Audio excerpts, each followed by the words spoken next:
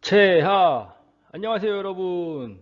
안전영역을 여러분과 함께할 정준하, 안정준하, 늘정준은 준하쌤입니다. 반갑습니다.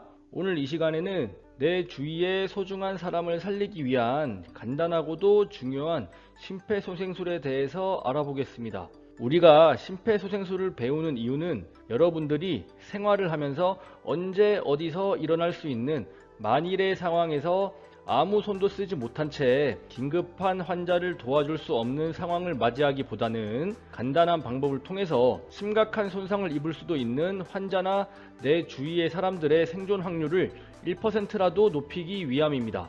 선생님의 경험을 하나 예로 들자면 약 8년 전의 일인데요. 초등학교 동창이었던 친구에게 갑작스럽게 연락이 와서 아버님께서 돌아가셨다는 소식을 받고 장례식장으로 달려갔습니다. 장례식장에서 친구를 위로해주고 식사를 하면서 친구에게 갑작스럽게 아버님이 돌아가신 이유에 대해서 들어보니 간밤에 아버님께서 심근경색이 발생하여 심장 박동이 멈추었는데 집은 시내에서 너무 먼 곳에 떨어져 있어서 구급차가 오는 데에는 시간이 너무 걸려 본인이나 주위 가족들이 심폐소생술을 실시해 보았으나 심폐소생술을 하는 방법에 대해서 제대로 몰라 텔레비전에서 나오는 행동을 따라서 해보았지만 잘 되지 않았고 결국 아버님이 돌아가시는 것을 손쓰지 못한 채 지켜볼 수밖에 없었다고 합니다.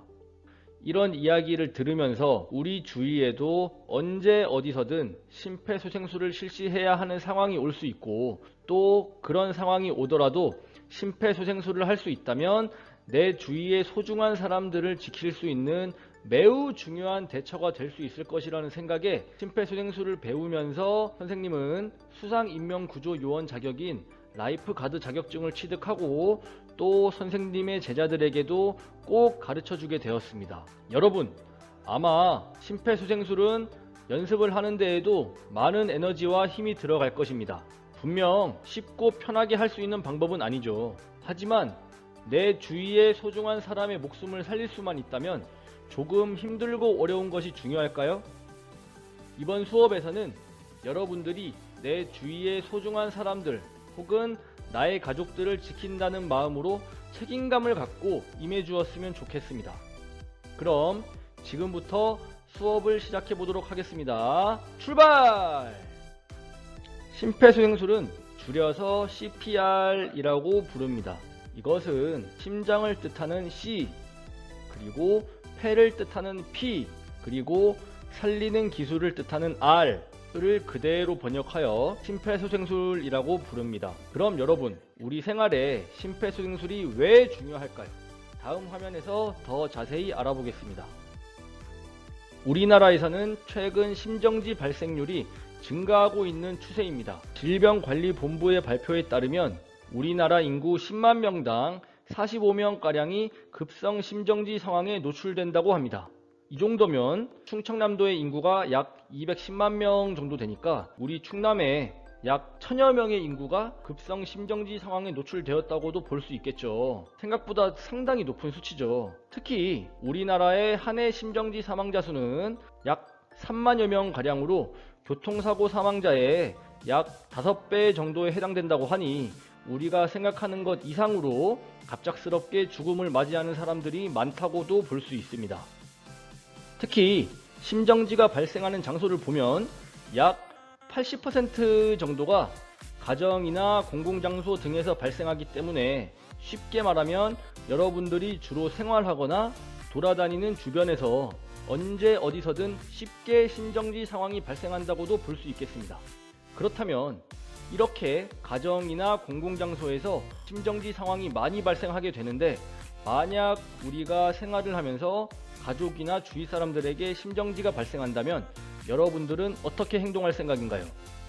이때 여러분들이 심정지 환자를 구하기 위해 지체 없이 심폐소생술을 실시할 수 있나요?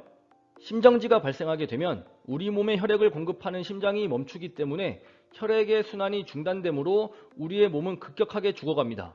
심폐소생술은 정지된 심장에 머물러 있는 혈액들을 외부의 압력에 의해 심장을 압박하여 강제적으로라도 뇌와 심장에 혈액을 공급하는 아주 중요한 응급처치입니다. 다만 심정지가 발생한 사람을 살리려면 무엇보다도 신속하게 심폐소생술을 하는 것이 중요한데요. 우리 뇌는 산소가 지속적으로 공급되지 않으면 그 순간부터 뇌가 조금씩 죽어가기 때문입니다. 즉, 심장을 처음 출발한 혈액이 혈관을 타고 뇌를 거쳐 우리 몸 전체를 돌아서 다시 심장으로 돌아오는 시간을 약 4에서 5분 정도 걸린다고 합니다. 이렇게 심장을 출발한 혈액이 멈춰버리면 쓰러진 사람이 뇌손상으로부터 안전한 시각은 약 5분가량 밖에 존재하지 않습니다. 이 5분이 넘어가게 되면 그때부터는 뇌손상이 이렇게 발생하게 되죠. 심폐소생술을 하게 될 경우 심폐소생술을 하지 않은 경우보다 환자의 생존율을 약 2~3배 이상 증가시킬 수 있기 때문에 여러분들 주위에 비슷한 상황이 일어난다면 언제든 지체 없이 심폐소생술을 실시할 수 있어야 합니다.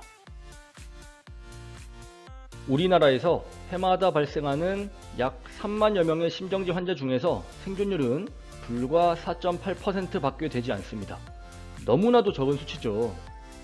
이 수치를 환산해보면 100명 중에 4명 밖에 되지 않는다고 합니다. 해마다 정말 안타깝게 사람들이 죽어가고 있다고 볼 수 있죠. 왜 이런 결과가 나왔을까요? 여러 기관의 주요 조사 결과에 따르면 우리나라에서 심폐소생술을 실시할 수 있는 일반인의 비율은 약 12% 정도로 평균 30% 이상을 기록하는 미국이나 일본 등과 비교할 때 절반에도 미치지 못하는 수치라고 볼 수 있습니다. 이렇게 수치의 차이가 크게 나는 이유는 무엇일까요? 바로 두려움과 망설임 때문입니다. 하지만 두려움과 망설임의 순간 때문에 도움이 간절히 필요한 누군가는 순식간에 목숨을 잃을 수도 있습니다. 물론 나에 능숙하지 않고 나도 모르는 실수로 인하여 응급 환자가 자칫 의도치 않은 위험에 빠질 수도 있겠죠. 하지만 너무 걱정하지 않아도 됩니다. 응급 의료에 관한 법률을 보면 선한 의도로 위험에 처한 사람을 도와주다가 차마 의도치 않은 손해를 통해서 응급 환자의 상태가 악화된다 하더라도 당사자를 보호해주는 법 조항이 존재하기 때문입니다. 이것을 착한 사마리아인의 법이라고 합니다. 여러분 상식으로 알아두면 좋을 것 같습니다. 특히 지난 2018년 태안의 시골집 마당에서 의식을 잃고 호흡 곤란을 보이던 할아버지를 심폐소생술로 살린 초등학교 6학년 학생이 화제였습니다. 그렇다면 초등학교 6학년밖에 되지 않은 이 어린 학생이 어떻게 할아버지의 목숨을 구할 수 있었을까요? 다행히도 이 초등학생은 사고가 있던 바로 전날 학교에서 심폐소생술을 배운 것으로 알려졌습니다. 그러니 여러분들도 이번 시간을 통해서 심폐소생술을 익히게 된다면 작은 책으로도 일반인 남성들을 살리는데 충분히 일조할 수 있는 중요한 사람이 될 수 있습니다. 여러분들도 충분히 도움이 될 수 있는 사람입니다. 자동심장 충격기, 자동제세동기라고 부르는 AED기는 심장의 기능이 정지하거나 호흡이 멈추었을 때 심장에 강력한 전기 충격을 가하여 다시 심장이 뛰도록 유도하는 기계입니다. 이것은 심장 박동이 멈춘 환자에게 패드를 정해진 곳에 부착하면 기계가 스스로 환자의 심장 상태를 분석하여 심장이 다시 소생될 수 있도록 합니다. 여러분들 드라마에서 병원에 급하게 간 응급 환자에게 의사들이 다리미같이 생긴 기계를 통하여 가슴에 대서 충격을 가하면 사람이 위로 튀어오른 장면을 본 적이 있죠. 바로 이런 그림처럼요. 그것과 같은 원리를 가진 기계를 휴대용으로 병원까지 가지 않고도 일상생활에서 사용할 수 있도록 한 것입니다.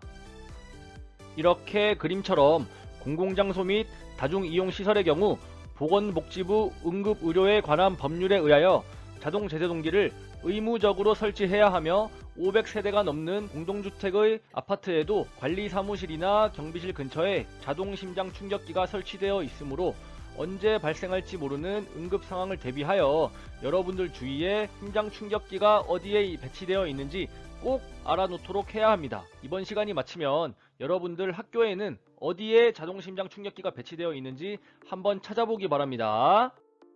바로 이것이 자동심장 충격기, 자동 제세동기라고 부르는 것입니다. 실제로 심장에 충격이 가해지는 기계는 아니고 여러분들에게 교육을 위한 목적으로 만들어진 기계로 실제 기계와 똑같이 생겼고 또 전기 충격만 가해지지 않을 뿐 모든 것이 동일합니다.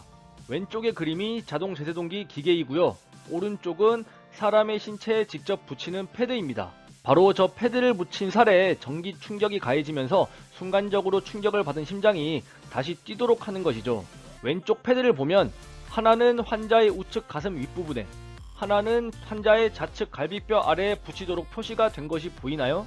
자동 심장 충격기의 사용법은 전혀 어렵지가 않습니다. 우리 한번 영상을 보면서 심장 충격기의 사용 방법을 알아보겠습니다. 지금부터 자동 심장 충격기의 사용 방법을 한번 알아보겠습니다. 먼저 기계의 뚜껑을 열고 초록색 전원 버튼을 누르면 기계가 켜지면서 안내음이 나옵니다. 먼저 환자의 오른쪽 가슴 위쪽과 왼쪽 갈비뼈 아래에 패드를 정확히 부착한 이후에 패드의 코드를 기계와 연결합니다. 장비 작동 정상, 환자의 상의를 제거하고 그림과 같이 색깔에 주의하여 패드를 환자에게 밀착되게 부착하십시오. 패드 커넥터를 장비에 삽입하십시오.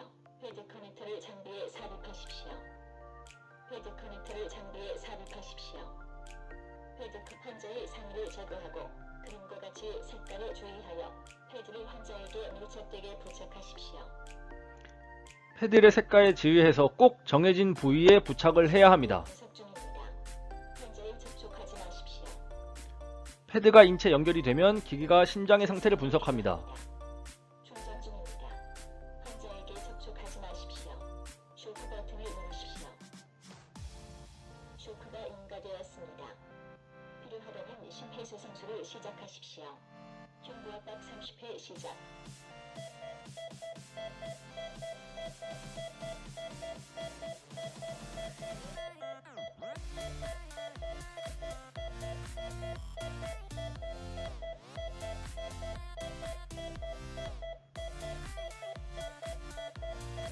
인공호흡을 2회 시작하십시오.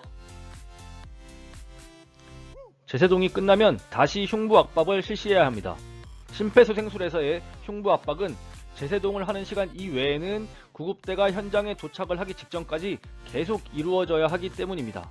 이렇게 자동 심장 충격기의 사용법까지 알아보았습니다. 여러분, 자동 심장 충격기의 사용법은 절대 어려운 것이 아니라 기계에서 알리는 알림음에 따라 침착하게 지시하는 대로만 행동을 하면 누구든지 작동을 시킬 수 있습니다. 네, 오늘 이 시간에는 심폐소생술의 필요성과 자동심장 충격기의 사용법에 대해서 알아보았습니다. 여러분들이 심폐소생술이 얼마나 중요하고 얼마나 필요한 것인지 잘 알았으면 하는 바람입니다. 만약 심폐소생술을 사용해야 할 순간이 오지 않는 것이 가장 좋겠지만 언제든 긴급 환자가 발생한다 하더라도 여러분들은 지체 없이 용기를 낼 수 있는 사람이 되기를 바라며 다음 시간에는 심폐소생술의 실습을 진행해 보도록 하겠습니다. 오늘 이 시간 열심히 공부한 여러분들 수고 많았습니다. 그럼 다음 시간에 다시 만나요. 자, 인사하겠습니다. 채빠 안녕.